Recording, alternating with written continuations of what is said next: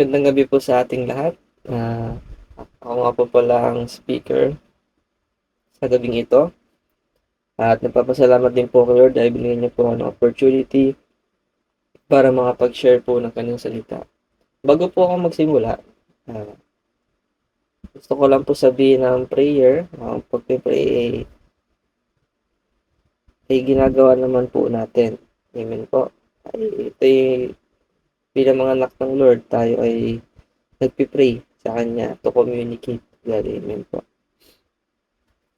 At ito'y isa sa mga utos ng Lord sa atin na tayo ay manalangin sa Kanya. Amen po. So, let's start po sa ating topic. So, ang title po na i-share ko sa inyo is all about how to pray. Yan. Amen po. How to pray. Amen. Paano po ba manalangin? Isa po ito sa nireveal sa akin ng Lord. Siguro po habang gumagawa po nito, nagsisikaw akong guidance kay Lord kung Lord, ano bang dapat ko ituro o ano bang dapat kong i-share sa inyo? So, ayun ang sinabi niya sa akin. So, how to pray? Paano po ba manalangin? Amen po. Kaya, okay, let's start. How to pray? Meron po akong babasahing verse sa inyo sa 1 Thessalonians chapter 5, verse 16 to 18. Po, sabi dito. Mabuti po ang Lord kasi sa verse nito, napakaganda po ng verse na ito. Dito.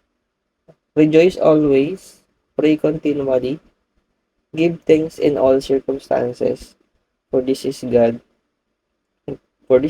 will for you in Christ Jesus. Amen po. Di ba po? Napakaganda. Ulitin ko po ulit. 1 Thessalonians chapter 5, verse 16 to 18. Amen. Rejoice always, pray continually, give thanks in all circumstances, for this is God's will for you in Christ Jesus. Amen po. So sa verse na yan, mapapansin niyo po na nagbigay ang Lord ng kasagutan on how to pray, on how we pray. Amen po. Unang-una, rejoice always. Amen po. Number 1 po yan, rejoice always. Number 2, pray continually. And number 3, give thanks in all circumstances. Amen po ba?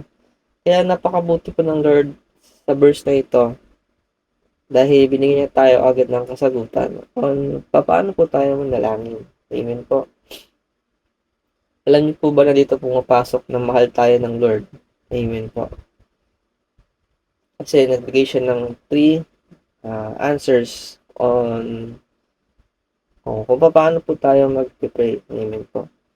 So, meron po akong i-share sa inyo. Ito po it's all about 1, 2, 3. Amen. Hindi po ito yung 1, 2, 3 na yung sa jeep, yung pag di ka nagbayad, aalis ka na lang. Hindi po yun. Iba po ito.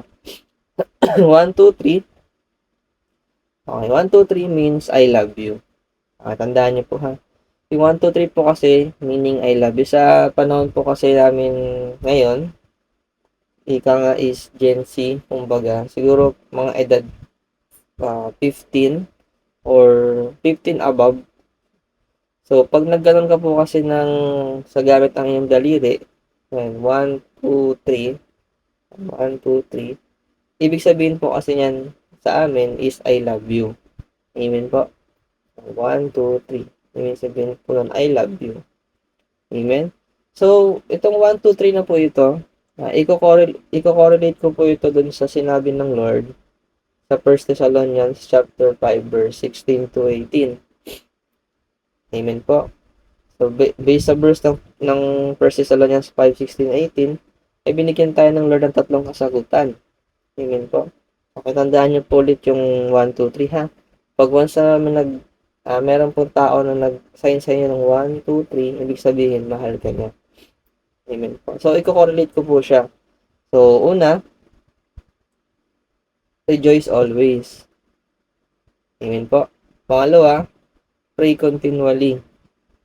And pangatlo, give thanks in all circumstances. Amen po. Nakita niyo po na tatlo. Ibig sabihin, itong tatlo na po ito, itong tatlo po na ito, gusto lang iparating sa atin ng Lord na mahal niya tayo.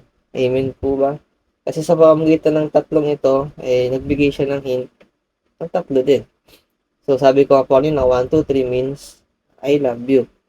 And kung i-correlate po natin, na tatlo po yung naging kasagutan, lumalabas po na mahal tayo ng Lord.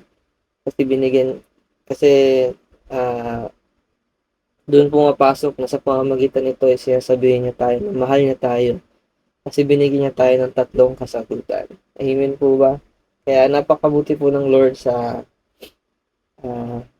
sa buhay natin. Kaya grabe. Grabe po talaga ang pagkilos ng Lord. Amen po. Kaya grabe pagmamahal ng Diyos sa atin. Amen po. So, dito po tayo papasok ngayon. Isa-isahin po natin yung mga sagot on how to pray. Amen po. Isa-isahin natin yung sagot on how we pray. Number 1. Doon po tayo sa rejoice always. Amen po. Rejoice always. Magalak ka araw-araw. Palagi. Sabi sa 1 Chronicles chapter 16 verse 10 to 11. Babasahin ko po. Glory in His holy name. Let the heart of those who seek the Lord rejoice. Look to the Lord His strength. Seek His face always. Amen po. Ulitin ko po. Glory in His holy name. Let the heart of those who seek the Lord rejoice. Look to the Lord His strength and seek His face always. Amen po. So, because through prayer, we seek our Lord Jesus. Amen. Sa pamamagitan po ng prayer, doon natin sinisik si Lord o doon natin siya masusumpungan through prayer. Amen po.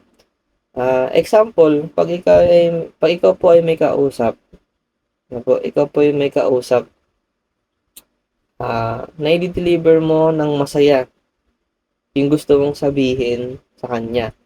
Amen po. Kumbaga, masaya ka nagkikwento sa kanya, masaya mong sinasabi kung ano man yung nais mong sabihin sa kanya. Ganun din po sa pagpipray. We should rejoice always sa pagpipray po. Amen po. Kasi ang kausap mo ay hari ng mga hari, Diyos ng mga Diyos. Amen po. Kaya kailangan nating magalak habang tayo nagpipray. Kasi ang kausap mo ay Diyos, hari ng mga hari at Diyos ng mga Diyos. Amen po. Sabi nga po maging masaya ka rin pag nagpipray. Amen po. Dahil ang kausap mo ay hari ng mga hari, Diyos ng mga Diyos. Kung iba nga tayo, masaya tayo o masaya tayo pag kausap ang ibang tao, what more pa kaya pag nagpipray. Amen po. Dapat mas maging masaya tayo pag nagpipray kasi ang kausap natin ay hari ng mga hari, Diyos ng mga Diyos. Amen po. Kung nakita tayo ng artista, grabe yung saya din, ay, kita ko si ganito, ganyan, si ganyan. Pero ganoon din kay Lord, mas lalo tayong magalak kasi ang nagpipray tayo na ang kinakausap natin ang ating Diyos na makapangyarihan sa lahat, ang Diyos na napakataas sa lahat. Amen po. Rejoice dahil hindi mo na kailangan magpa-schedule para lang kausap si Lord dahil He is always available. Yung gusto mo kayang kausapin palagi is palagi ba siyang available? Amen po. Hindi naman sa lahat ng oras ay available ang gusto mong pag-sharean. Amen po. Pero kay Lord, magalak tayo kasi it's free. Libre. Libre po ang lumapit kay Lord. Hindi mo na kailangan magpa-appoint. Hindi mo na kailangan pumunta sa ganito ganyan. Magpalo ng schedule para lang makausap mo siya. Kasi sa panahon ngayon, halimbawa, pag atin ka ng mga meeting o atin ka ng may gusto kang puntahan, kailangan mo pa magpa-appoint ng schedule. Amen po. Kailangan mo pang pumunta, magpila ka ng kagahaba-haba dyan. Na ay sabi sa pila ka muna dyan, tayo mo gantong oras, amen po. Hintayin mo yung mga hintayin mo na tawagin kita, ganito ganyan. Pero pagdating kay Lord, amen po, He is always available. Grabe no, napakabuti ng Lord kasi He is always available. Palagi siya nandiyan. Ang kailangan mo lang gawin is isik, masumpong, hanapin mo ang Lord. Amen. Unahin mo siya. Tumawag ka sa Kanya. Amen po. Yan, tulad na sabi ko, hindi siya katulad ng ibang tao o politiko na kailangan mong magpa-appoint bago mo siya makausap. Amen. May ibang tao, yung ibang tao, pa-importante. Amen po. Kailangan pa ng appointment para makausap ka. Pero pag kay Lord, ito'y always free. Sabi nga, wala tong bayad. Kaya, rejoice, magalak ka kasi yung paglapit mo sa Diyos, sa Lord natin na napakataas, walang bayad, libre lagi. Kaya grabe. Diba? Grabe kabuti ang Lord. Amen. Pero kay Lord, anytime, kahit anong sitwasyon mo, kahit anong panahon, kahit nasaan ka man, nasa trabaho ka, sa school, sa bahay, kahit saan ka pumunta, pwedeng-pwede mo siyang lapitan through prayer. Amen po. Kaya, napakabuti ng Lord sa buhay natin. Dahil, siya palagi nandyan para sa atin. Amen po. So, habang nagpipray, ako ay masaya. Amen po. Dapat tayo ay magalak. Tayo ay masaya. Amen. Kasi nararamdaman ko po sa sarili ko na may nangyayari. Kaya pa nagpipray po ako, nagpipray ako, nafe-feel ko po na may nangyayari kasi nananampalataya ka na ito yung mangyayari talaga. Amen. Kaya pa nagpipray tayo kung ano man yung pinagpipray natin kay Lord. Be happy pa rin. Be happy. Kasi yun naman talaga, magalak ka sa pagpipray habang nagpipray ka. Kasi dapat maging magalak ka kasi nararamdaman mo may nangyayari sa pinagpipray mo eh. Kumikilos ang Lord sa buhay mo. Kumikilos ang Lord sa mga pinagpipray mo. Kaya napakabuti po ng Lord sa buhay natin. Amen po. Alam niyo po ba sa buhay, hindi na po tayo dapat malungkot. Kasi may Lord na po tayo. Amen. Hindi tayo kailangan malungkot, hindi kailangan malugmok pa. Lagi lang natin isipin na nandyan si Lord palagi sa atin. At merong way para lumapit sa Kanya, which is the prayer. Which is pray.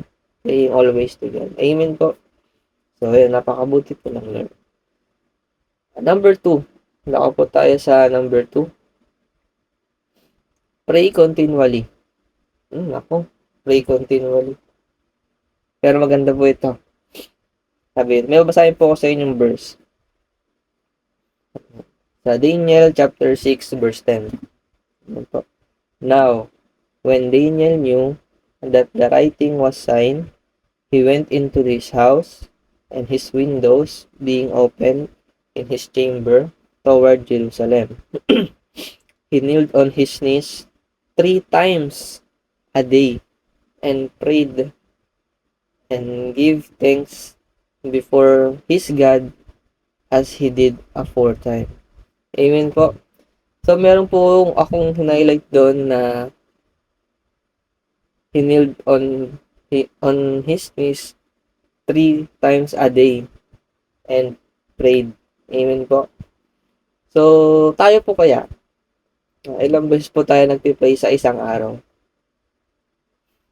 Amen po. Ilang beses kaya tayo nagpipray kay Lord? Ilang beses tayo magpasalamat sa isang araw? Amen po. Ako, sabihin nito, kahapon, tinamaan na sa preaching ni Kuya Sloel. Ngayon, parang tatamaan ka ulit.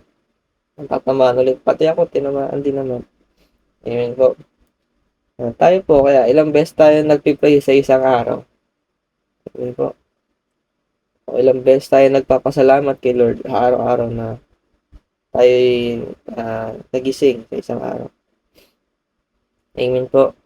We should pray continually. Magpasalamat sa lahat ng oras. Magpasalamat sa lahat ng oras. Pag ikaw naliligo, thank you Lord. Kasi may tubig. Amen po. Thank you Lord dahil ikay may higaan. Thank you Lord dahil ikaw ay may nakakain.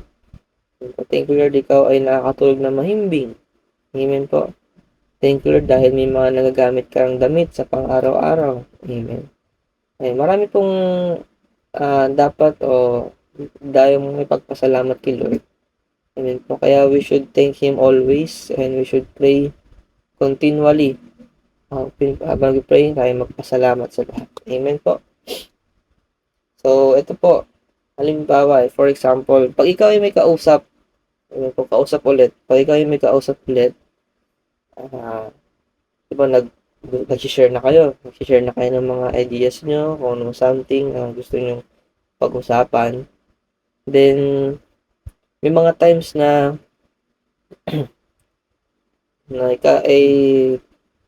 ikaw ay tuloy-tuloy na nagipag-usap sa kanya, sa kausap mo. Amen po. Tapos may tumawag sa yung isang tao na, uy, Dustin, halika ganito. Ikaw ay concentrate sa pagkipag-usap, ikaw ay continuous na nagipag-usap sa kanya. Amen. Halimbawa, tapos na rin ang iyong pag-uusap. Maya-maya may natandaan ka ulit na hindi mo nasabi sa kanya kanina. Sasabihin mo na naman ulit sa kanya ngayon, sa oras na yon. Amen. Continue. Hindi nakakalimutan. Amen. Ganoon din po dapat sa ganoon din po dapat kay Lord. Amen. We should pray consistent. Kailangan hindi siya nawawala sa atin. Kumbaga, i-built-in na sa atin ang pagpipray sa ating Lord. Amen po. At ito ay katulad ng ginagawa mong pagkain araw-araw. Hindi ka papayag na maitigil ito. Dahil once na tumigil sa pagkain, ay manghihina at mamamatay ka sa dulo. Amen po. So, ang pagpipray, isipin natin na ito ay food. At ito ay food naman talaga. Amen. Ng ating sarili, ating spiritual. Amen. So, isipin natin sa pagkain natin physical, pag di tayo kumain araw-araw, ano maramdaman natin? Tayo ay manghihina, tayo ay magkakasakit, tayo ay mamamatay. Pag hindi tayo kumain araw-araw. Amen. Hanggang din sa pagpipray. Amen po. So, pag hindi ka lagi nagpipray, paputol-putol ang iyong pagpipray, hindi consistent, siyempre, ang iyong spiritual ay manghihina din. Amen. Kasi, hindi mo nakakausap si Lord. Hindi ka hindi mo siya nakakausap, hindi ka nakapag kwento sa kanya. Sabi, pag pray ka, para ka naman nakapag-usap si Lord. Hindi po ba? Amen. Kaya, manghihina ka sa araw-araw kung ang pagpipray mo ay paputol-putol din. Kasi pag kumakain tayo ng physical, pag puputol-putol, masakit sa tiyan. Pag sa pagpipray sa spiritual natin, pag puputol-putol ang pagpipray, ang blessing, paputol-putol din. Kasi sabi nga, hingin mo lang ng hingin kay Lord. Patuloy mo lang siyang ipagpanalangin hanggang sa kahit hindi pa siya dumarating, ipag-pray mo kasi naniniwala ka na darating yun. Kaso, nangyayari, paputol-putol, kaya ang usad ng step by step process o pag-pray mo palagi, nawawala. Kasi hindi mo siya natutuloy-tuloy. Amen. Kaya dapat tayo mag-pray consistent. Hindi yung magpa-plan ka na, sige, pray ako mamaya. Tapos, kinabukasan, sige, oo, pray ka ulit. Kaso pagdating mo pagdating mo galing trabaho, sige, pray ka, sige, magdadala ako, papahinga lang ako saglit. Tapos maya, ayan na, nakatulog na ulit. Sabi ni Kuya Lowell kagabi, nakatulog na. Hindi na nakapag-pray. Amen. Kaya dapat tayo maging stick. Kung tayo mag-pray, mag-pray tayo. Kasi ito ay pag-usap natin kay Lord. Amen. So, ito ay katulad ng ginagawa mong, sorry po. Naulit pala. Ngayon din sa prayer, dapat tuloy-tuloy lang itong ginagawa. Amen po. Tapos sabi, kapag nasanay kang ginagawa ang pananalangin, hindi mo na itong gustong mawala. Parang hugot yun. Pag nasanay ka na sa pagpipray, siyempre hindi mo na ito gusto mawala. Parang yung tao lang na, para lang yan yung tao na palagi mong gustong kasama. Amen po ba? Gusto mong kasama na palagi, ayaw mong mawala. Diba may mga tao may mga kasama tayo sa buhay na ayaw nating mawala. O meron tayong mga ginagawa na ayaw nating mawala. Amen po ba? May mga mm, may mga nakasanayan tayo na ayaw nating mawala sa buhay natin. At pag nawala yun, syempre masakit. Amen po, pag nawala yung bagay na masakit, halimbawa, ikay may aso, namatay ang iyong aso, masakit kasi nakasanayan mo na nandyan siya. Ganoon din po sa pag-pray. Amen? Kailangan sanayin natin yung sarili natin na mag-pray palagi. Amen? Kasi pag ito yung nakasanayan mo na, parang pag ito yung nakasanayan mo, pag nakaligtaan mo mag-pray, talagang grabe. Sobrang sakit na maramdaman mo kasi naka-built-in na sa'yo ang pag-pray. Amen? Dahil alam mo kasi sa pag-pray, doon mo matatagpuan si Lord. Doon ka ma-seek ng guidance through prayer.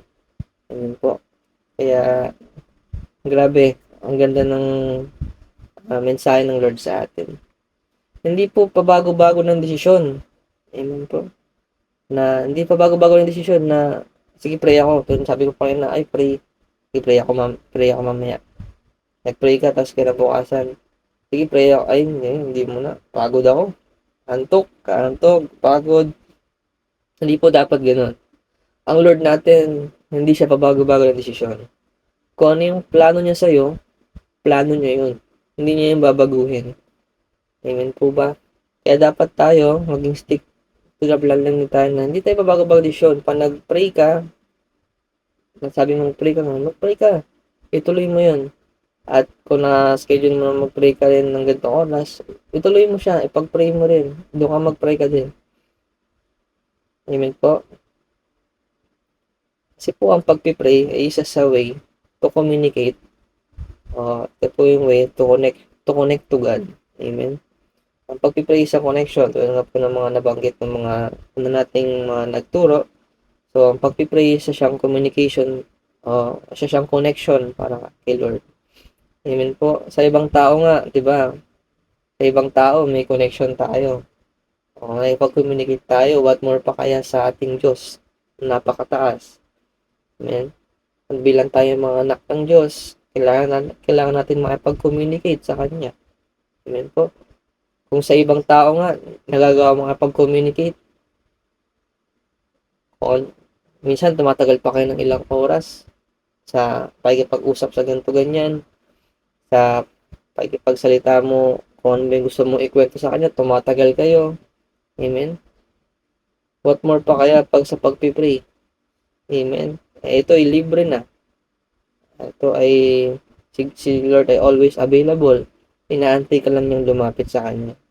Amen po. Kaya, we should pray always. Ito pa. Kung magiging habit mo ang prayer, amen. Kung magiging habit sa'yo ang prayer, magiging lifestyle mo, kung magiging habit mo ang prayer, maraming blessing ang papasok sa'yo. Amen. Kasi naniniwala ka na through prayer may nangyayari. Yun, sabi ko po kanina. Kaya, kung magiging habit mo ang pagpipray, hindi na nawawala sa ito, mag-expect ka, o tayo, mag-expect tayo na maraming blessing ang papasok sa atin. Dahil naging habitual mo na o naging nakasanayan mo na ang palaging pagpipray at pakikipag-usap kay Lord. Amen po. Kaya, ayan. Pray lang po ng pray. Huwag hihinto. Kasi ibibigay na sa'yo ng Lord. Kailangan mo lang gawin, isik. Isik mo lang siya. Pray lang ng pray, huwag hihinto. Kasi, ito tulad po nito. Halimbawa, nagpray. Then, kinabukasan, doon na pala nakaplan ni Lord, ibigay. Amen po. kung blessing na yung pinagkakaloob mo, nakalimutan mo mag-pray. Hindi ba po? Nakalimutan mo mag-pray. Amen. Kaya, may mga ganong instances na nade-delay siya. Kasi pag-usap mo kay Lord, nawawala. Kaya, pray lang tayo ng pray. Kasi bibigay sa'yo ng Lord yan. Kailangan mo lang siyang kailangan mo lang siyang unahin. Amen po. Ito, ako po yung may share. Isa po sa testimony namin dalawa ni Glessy. Alam ko po na i-share ko na po ito noon. Pero yung iba po kasi ata, hindi pa naman po ito alam. Nung kami nag-OJT last year, last year 2025, last year 2025 ng January. So, syempre, OJT, walang trabaho, kailangan mo mag-leave.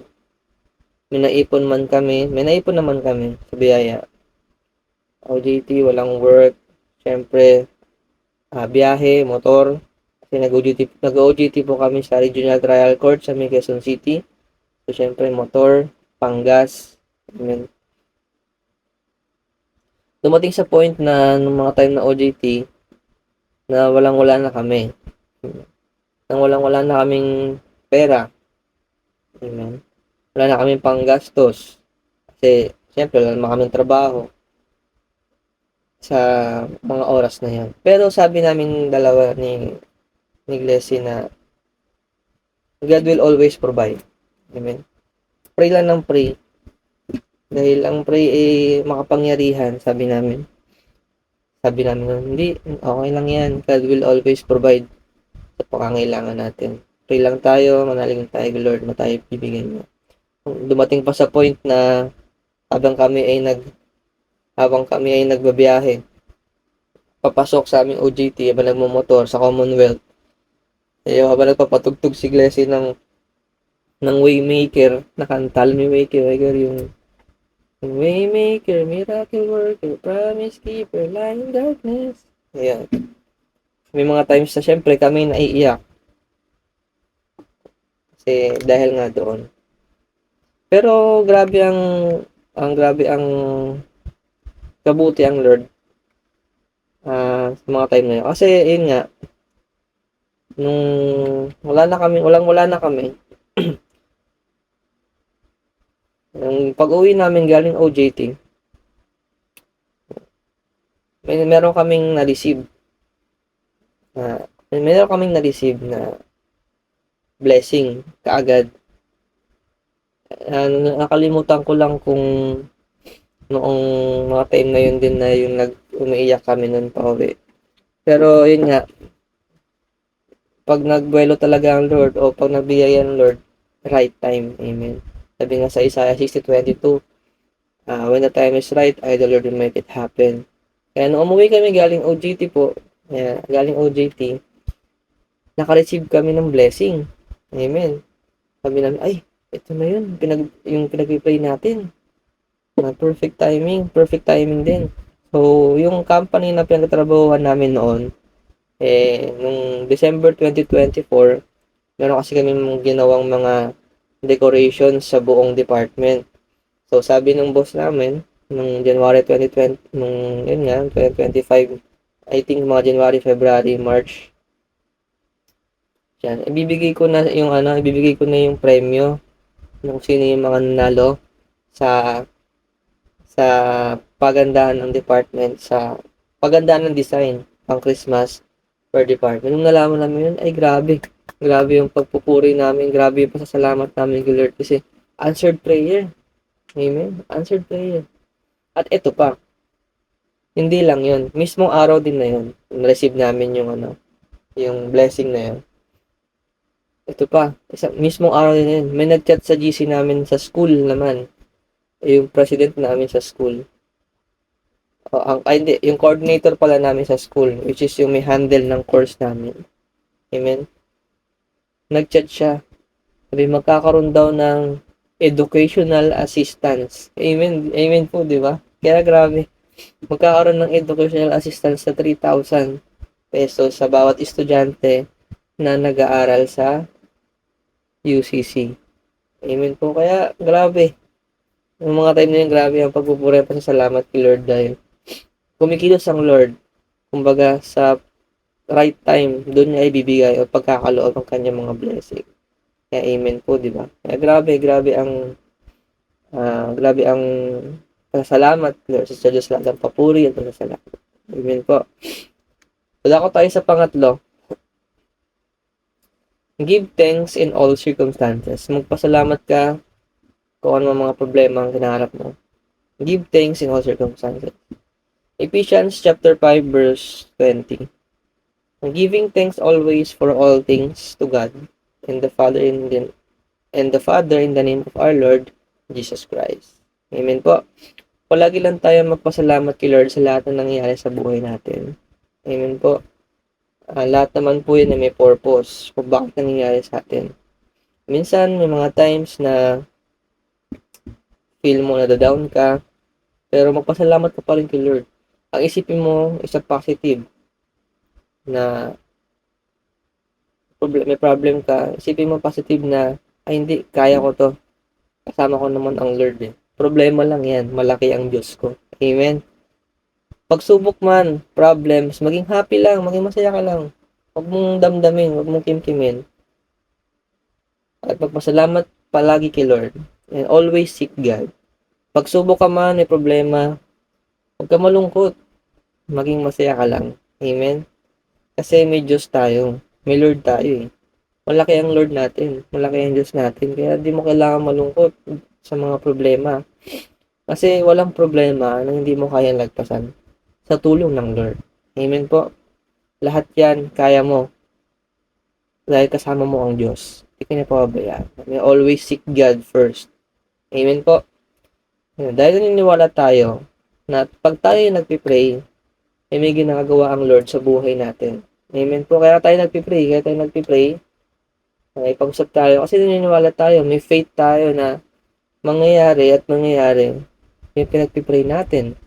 Amen po. Kaya kumikilos ang Lord sa buhay natin. Nagkasakit ka, tapos gumaling ka, magpasalamat ka. May nakakain ka araw-araw, magpasalamat.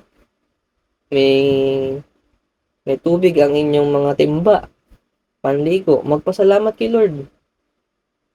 Lahat ipagpasalamat mo sa Kanya. May natutulungan ka, thank you Lord. May nasusuot ka ang damit, hindi mo ba? Thank you Lord. Nasusuot kang damit. Magpasalamat sa lahat ng natatanggap mo. May nakakain ka, thank you Lord. Dahil sinabi na give thanks in all circumstances. Kung wala kang pera at nakapagpasalamat ka pa din, kayo may pusong mapagpasalamat. Sino dyan yung kahit wala kang pera, napapasalamat pa rin? Amen po. Kaya, kahit wala kang pera, mag-thank you ka pa rin kay Lord. Amen. Pagpasalamat ko pa rin, Lord. Kahit wala kang pera, magpapasalamat pa rin ako. Hindi lang naman po sa pera na bubuhay ang tao. Hindi po ba? Kundi sa salita rin ng Diyos, mabuhay ang tao. Kaya magpasalamat ka pa rin.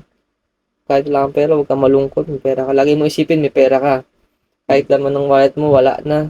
Kaya kaming dalawa po ni Glessy minsan. Lagi namin sinasabi sa set isa, kahit ilan laman ng aming wallet. Halimbawa, may laman na wala sa 100. Hindi, marami kang pera. Mayaman tayo. Lagi kami nagaganon sa isa't isa. Hindi, marami tayong pera. Magpasalamat ka pa rin. Magpasalamat ka hindi dahil may magandang nangyayari din. Kundi magpasalamat ka kahit may pangit na nangyayari. Dahil tiwala ka kay Lord na hindi ka niya pababayaan. Amen? Hindi ka lang magpapasalamat sa mga nangyayari sa iyo na mabuting. Magpasalamat ka rin kay Lord kahit may pangit na ikaw naranasan sa buhay mo. Bakit po? Kasi hindi ka naman po pababayaan ng Lord. Amen? Hindi ka pababayaan ng Lord. Amen po ba? Kasi tayo yung mga anak niya. Kung ano naman po yung mga pangit na naranasan natin sa buhay natin, huwag tayong malungkot. Kasi andyan ang Lord, hindi tayo pababayaan. Andyan siya palagi sa tabi natin. Kailangan mo lang gawin, magtiwala ka Lord. At isik siya. Hanapin siya. Amen po. Kaya napakabuti ng Lord sa buhay natin. Ako po'y magpasalamat din Dahil ito, share ko lang sa inyo last 3 years ago, na nangyari sa buhay namin ni Harvey. Ito po kasi first time nangyari sa amin noon, na kami po ay nakabangga. Nakabangga kami ng isang motor. Yung aksidente namin ni Harvey noon, na ako po ay nakabangga. Angkas ko po siya noon, ako po ay nakabangga ng motor. Ang naging eksena po kasi noon, kami pauwi na. Tas meron pong L300 sa harapan namin. Yung ginawa ko po, yung overtake ako. Overtake po ako dyan. Siyempre, pababa rin po kasi yun ng kaunti. Overtake po ako. Siyempre, pag overtake ka po, kailangan mabilis. Amen. Overtake ko. Pag overtake ko, doon pala sa harap ng L300, may motor. Amen. Pag yung motor na yan, sa harap ng L300, ito ako, overtake, bigla siya lumiko pakaliwa. Pakaliwa siya lumiko. Ako, nasa momentum ako ng pag-overtake. Siya biglang lumiko pakaliwa. So, nangyari, at the end, pagkaliwa niya, small po kami sa kanila. Glory to God, dahil hindi naman sila tumalsik. Tinamaan ko lang yung binti nung babaeng angkas nung driver o nung partner niya. Grabe yung pagpapasalamat ko dito. Hindi ko pinagpapasalamat na doon kami bumangga sa kanila. Nagpapasalamat ko dito dahil safe kaming magkapatid, kaming dalawa ni Harvey. Kasi marami pong pwedeng gawin mga time na yun. Siguro kung lumiko po sila, pwede akong lumiko din, umiwas sa kanila. Kasi pag umiwas naman ako sa kanila, baka meron ako kaming kasalubong na galing sa harapan. So pag umiwas ako, baka mabanggaring kami. Pag sa kanan naman kami sumingit, yung L300 na pinag-overtaken ko, baka dun kami sumalpok kasi baka magulat siya, bigla akong liliko. Amen po. Kaya napakabuti pa rin ng Lord sa amin. Sa buhay namin dalawa ng kapatid ko na si Harvey. Dahil ayun lang po ang nangyari. At nagpapasalamat din ako dahil yung nabangga namin o nabangga ako na babae, hindi naman sobrang lala nung nangyari sa kanya na injury, which is yun nga, naging injury lang naman niya is namamagay yung binti niya ng nag-i-swell siya kasi nga yung pwersa po ng motor tumama dun sa kanyang binti. Kaya glory to God pa rin dahil walang masamang nangyari. So walang anumang pinakang nangyaring sobrang aksidente talaga. Ayun lang ang nangyari aksidente. Kaya nagpapasalamat kami kay Lord dahil isa yan sa hindi namin makakalimutan ni Harvey na accident na kami sobrang nagpasalamat kay Lord dahil kami kanyang ginabayan pa rin at iningatan. Amen po. Kaya grabe. Grabe ang sa Diyos lahat ang papuri pa sa salamat. Kaya maraming salamat po sa Lord dahil hindi na tayo pinapabayaan palagi. So, ayan, dito ko na po tatapusin sa verse na ito. Sabi sa Matthew 6:33, "But seek you first the kingdom of God and His righteousness, and all these things shall be added to you as well." And sabi ko po kanina, unahin natin isik si Lord. Bago natin isik ang iba, si Lord na muna. Kasi si Lord lagi ang una. Dito po kasi dito sa Caloocan, ang motto po ng mayor tao ang una. Pero tayong mga anak ng Lord, tayong J1 people, lahat tayong mga naniniwala Lord, mga anak ng Diyos, dapat si Lord ang una. Amen po. Kaya patuloy lang tayo lumapit sa Lord kung man po yung mga pangangailangan natin. At naniniwala tayo na hindi tayo pababayaan ng Diyos saan man mga gagawin natin. At lagi lang tayo magkaroon ng faith sa Kanya. Amen po. So, yun nga po, how to pray. Una, rejoice always. Pangalawa, pray continually. And pangatlo, give thanks in all circumstances. Sa Diyos lamang po ang papuri at sa salamat. Thank you.